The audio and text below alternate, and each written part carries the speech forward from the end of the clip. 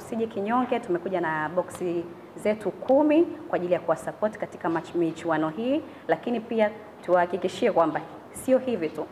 Tunaenda kuanza ligi, tuna mambo mazuri sana yanakuja kama ambavyo mmetuzoea. Tumekuwa tukifanya mambo mbalimbali, lakini pia nichukue nafasi hii kuwakaribisha wadau wengine wa soka, tuendelee kuwasupport wanawake, kuhakikisha soka la wanawake linafika mbali, kuhakikisha pia wanawake kama tunavyosema tukiwezeshwa tunaweza. Hii ni nafasi yetu pia basi ya kutuwezesha.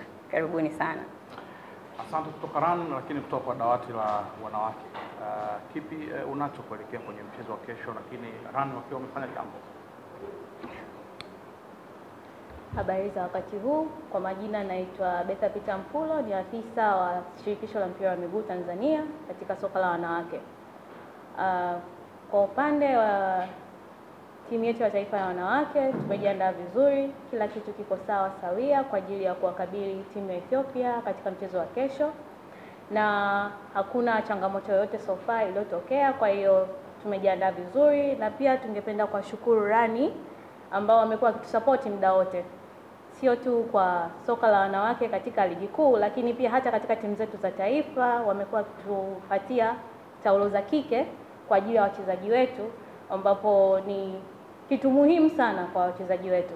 Hivyo basi tunatoa shukrani zetu za dhati, na wao wakiwa kama mashabiki sana hasa wa timu zetu za wanawake, tunawashukuru sana. Na pia kwa yoyote ambaye anaweza kuzisupport timu zetu za taifa kwa lolote, wanakaribishwa pia.